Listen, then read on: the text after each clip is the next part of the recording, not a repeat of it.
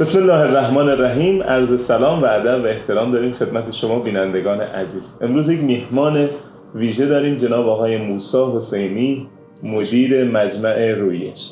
بدون اتلاف هیچ وقتی میخوایم بریم سراغ مصاحبه امروز و قراره به قول خود آقای حسینی مصاحبه‌ای داشته باشیم که مطالب تکراری و دیکته‌وار خیلی توش نباشه، مطالب جدیدی باشه که خیلی به درد شما بخوره. عرض سلام داریم خدمت آقای حسینی عزیز، خیلی خوش آمدین. یه معرفی بفرمایید و یه سلام علیک خدمت دوستان.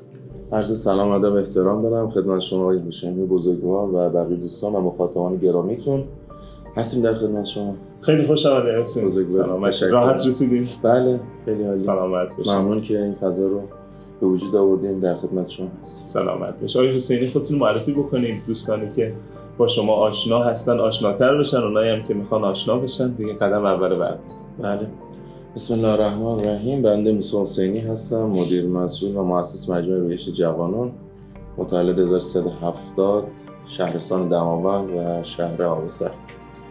خدمت شما عرض شود تقریبا 8 سالی میشه تو حوزه مهاجرین تو بخش فرهنگی ورزشی فعالیت دارم. مربی و داور رسمی فوتسال هستم، مربی و داور رزمی رشته کیک بوکسینگ و در حال حاضر در قالب تیم مجمع رویش جوانان در خدمت هموطنان گرامی هستم. درود بر شما. 1370 گفتید؟ بله متولد. 70 یعنی الان میشه چند سالتون؟ 33 دیگه داره تموم میشه. دیگه تموم میشه. سمت میان سالی داریم. دوران کودکی آقای حسینی چطور گذشت؟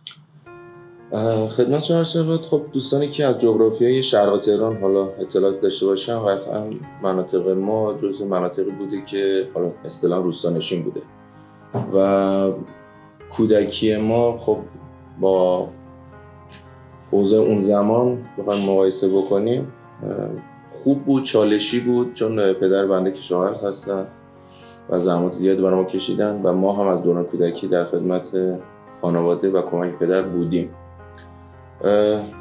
روال عادی بود، درس مدرسه اونجا برقرار بود. خدمت شما شود حس میکنم زندگی تو روستا میتونه جالب باشه با چالشی که وجود داره. در کل بد نبود، خوب بود. وقت چجور شد که از همون کودکی که حالا پا گذاشتید به نوجوانی دیگه وارد کار فرهنگی شدید؟ بیشتر میشه گفت اون دوران بود براتون دوران طلایی ورود به کار فرهنگی؟ دقیقاً. زمانی که شما خب از دوران کودکی وارد دوران نوجوانی میشین یه سری نیازهایی به وجود میاد. خب توی شهر و منطقه ما این نیاز رو من خودم شخصا احساس کردم، چون تو بخش ورزشی من اومدم تو سطح بالاتری کار کردم، خصوصا تو رشته فوتسال، ولی خب یه سری کسری ها و یه سری چالش های وجود داشت. ما اومدیم سعی کردیم که خود من شخصا پیگیر بودم، چون نسل حالا دهه 70 و 80 بیشتر نسل جسور و حالا اصطلاح مطالبه گری، یعنی با توجه به تغییرات زیستی بومی که وجود اومد برای خصوصا مهاجرین افغانستان داخل ایران، این نیاز به وجود اومد که ما بتونیم حالا یه سری مطالبه گری داشته باشیم، یه سری مشکلاتی که وجود اومده پیگیر باشیم که ببینیم حالا ریشه این چالش‌ها به کجاست. خب ما اومدیم این قضیه رو خود من شخصا پیگیری کردم. چندین دوره مسابقات اونجا برگزار شد ولی خب ضعف‌های وجود داشت. حالا من اومدم با دوستان صحبت کردیم، رایزنی کردیم و این تو ذهن من شکل گرفت که خود مهاجرین افغانستانی داخل حالا ایران یا هر منطقه‌ای یه سری توانمندی دارن که میتونن برخی از مشکلات خودشون رو پیگیری بکنن و شخصا با هماهنگی دولت میزبان انجام بدن. حالا این میتونه فرهنگی باشه، ورزشی باشه، هنری باشه. تا این بخشش پیش رفتیم که حالا یه سری اتفاقای خوبی هم افتاد. این اتفاق میگن که آقای حسینی انقدر به کار فرهنگی علاقه داشته، یه زمانی حتی منزل و خونه‌شون هم مأوا و میشه گفت که پناهگاه خیلی از کسانی بوده که میمدن کارهای فرهنگی انجام میدادن. یعنی سعی کرده بوده یه فضا رو فراهم بکنه که خیلی بتونن کارشون رو حتی به قیمت سختی خود زندگی آقای حسینی کار فرهنگی ادامه داشته باشه. اینو چقدر راجعش توضیح دارین؟ ببینید اون منطقه‌ای که حالا ما زندگی می‌کردیم بحث فرهنگی ورزشی یه مقدار کمرنگ بود، یعنی شاید هم تعریف نشده بود، اگه هم بود خیلی ضعیف. چون من خودم شخصا اینها رو حس کردم، مثلا دوران کودکی که اومدیم سمت نوجوانی و به سختی پله پله اومدیم بالا، یه سری مسائل دیدیم، پیگیریم امور مسائل شدیم، سعی کردیم شرایط فراهم بکنیم دوستانی که توی این مسیر هم فکر ما هستن با ما همراه شدن، اینها حداقل از اون آسیب‌ها، از اون چالش‌های ما دورتر باشه، یعنی فضای امنی رو ایجاد بکنیم، حداقل در حد وسعت حتی یک میز کنار هم قرار بگیریم، با هم صحبت بکنیم. جالب بدون اولین جلسه فرهنگی من 3 نفر بودیم. 3 نفر؟ بله، بنده بودم و 2 تا خانم دانشجو که یکیشون هم که حالا اینم بگم که پدر مادرشون زنگ زدن و گفتن که بیا سریعتر کار داریم و جلسه ما 2 نفره ادامه پیدا کرد. و خب قطعا هر شروعی یک سختی داره ولی ادامهش قشنگه. خیلی به ورزش علاقه داره آقای حسینی. راجع به ورزشتون، فعالیتاتون هم بگیم. بله، خب من حالا خدمت شما عرض شود که تو بخش ورزشی الگوی من دایم بود. یعنی ایشون تو بخش رشته کاراته کار میکردن. خب اون موقع من تقریبا 10-11 سالگی دوران کودکی که داریم طی میکردیم، ایشون خب فعالیتی که داشتن برای من خیلی جذاب بود و یه انگیزه برای من شد که بتونم تو بخش ورزشی ورود بکنم. علاقه خب خیلی داشتم به رزمی، یعنی اول رشته‌ای که وارد شدم بخش رزمی بود. در کنارش که حالا دوستان اومدن یک سری پیشنهاد دادن، ما یه تیم فوتسال رشید دادیم توی بخش دوران دبیرستانمون که این هم یه بابی باز شد که علاوه بر رزمی که من چند سال کار کرده بودم توی این رشته ورود بکنم. دیدم رشته جالبیه و حالا یه استعدادی وجود داره و میشه ادامه داد.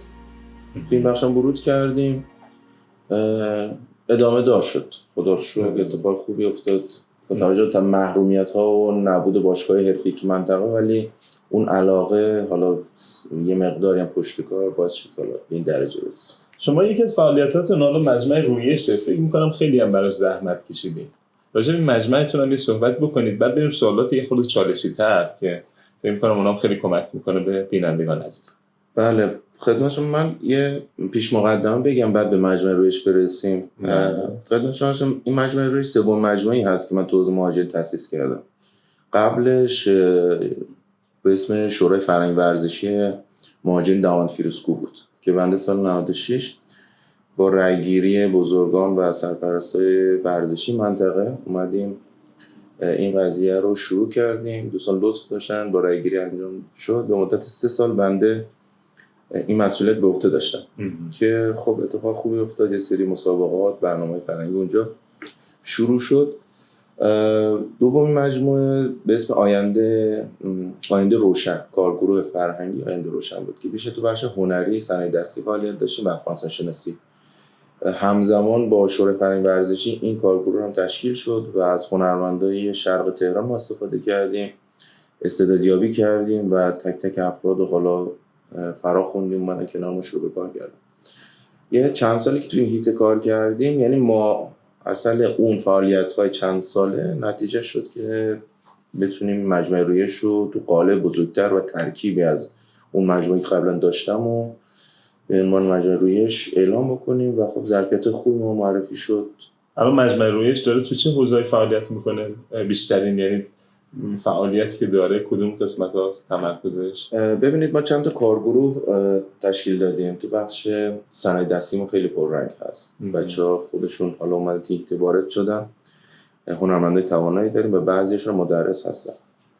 و بخش هنر تجسمی هست، سبک‌های مختلف که 2 تا کارگروه میشه. یه بخش کارگروه ورزشی که خب خود من و بقیه دوستان اساتیدی که با ما همراه هستن، هم تو رزمی هم تو فوتبال فوتسال با ما دارن کار میکنن، خدمت شما عرض شود. و بخش حالا فن و بیان گویندگیمون بود، یعنی در حال حاضر داریم فعالیت میکنیم. بخش رسانه ما هست. بعد اومدیم حالا یه چالشی هم تو این حوزه داشتیم، بخش تدارکات، تشریفات. اینها هم اومدیم تعریف کردیم که خب قطعاً وظایف هر کدوم جدا هستش و نیاز داره که روش کار بشه، خصوصا تو همه امور مهاجرین، حالا بخش چه ورزش چه فرهنگی.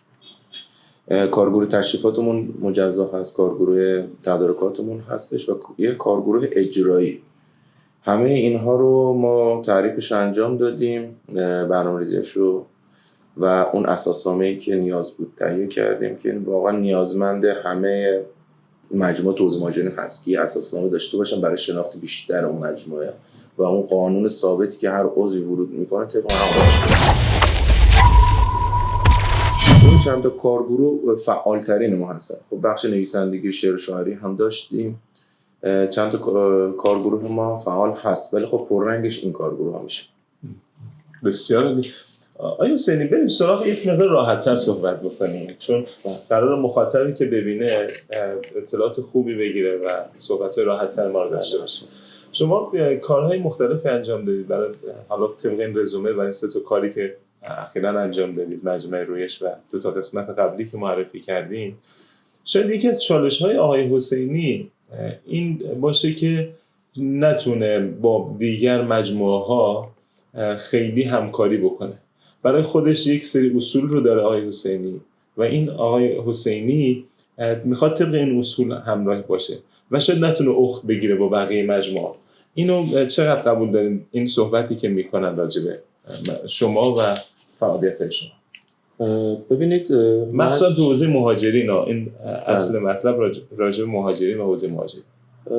خب قطعا این صحبت ها همیشه وجود داشته، چه مجموعه ما چه مجموعه دیگه، و اون یه دیدی شما نسبت به بیرون داریم به جریان، یه دیدی هست که روبروی، مثل تعامل من و شما که روبرو هم رو یک میز داریم شفاف روبرو صحبت میکنیم و دوستان مخاطب با ما همراه و طبق حرف من و شما قضاوت میکنیم.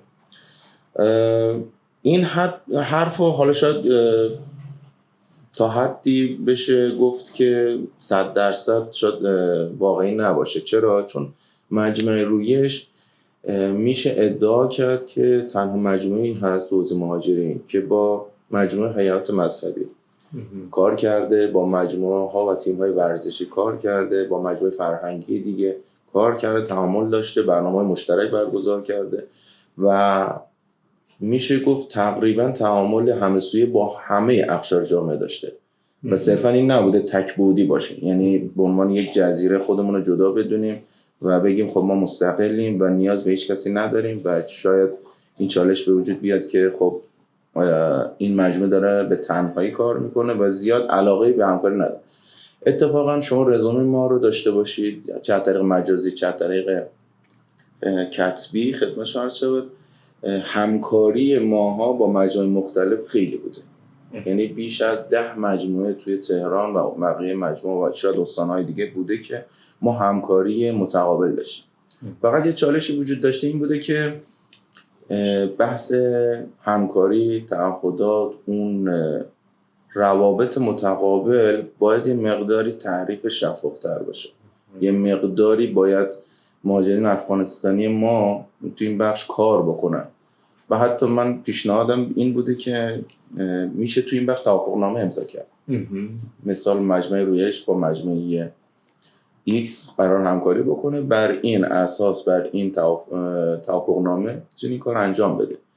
این حتما خب باید لحاظ بشه و جای رشد داره، جای فکر داره و ما تا جایی تونستیم همکاری داشتیم. یعنی الان مثلا من منظورم اینه که حالا نسبت به این فعالیت خود شما خب خیلی فعالیتتون گسترده است و خیلی هم کار شما رو قبول دارن و خیلی از نمایشگاه‌ها و کارهایی که شما برگزار کردید قبول اومدن. صحبت من راجع به اینه که میخوایم به اون اصل و ریشه برسیم که بیشتر میشه گفت مجموعه‌ها، مؤسسات و گروه‌های مختلف هموطن افغانستانی موقع همکاری به چالش‌های بزرگی می‌خورن. خب که اگر بخوایم اینو تو عموم جامعه ببینیم خب جواب‌های مختلفی داره، اما شمایی که چندین سال تو این کار بودین خب و فعالیت کردین و از نزدیک اینو لمس کردین، شاید یه تجربه عمیق‌تری داشته باشین. این چرایی‌هایی که این اتفاقات نمی‌افته، این که همکاری‌ها و فعالیت‌های بزرگتری شکل نمی‌گیره یا یه جایی شکل می‌گیره بعد از یه جایی به بعد کات میشه، اینو شما عمیق‌تر چجور میتونید بررسی کنید؟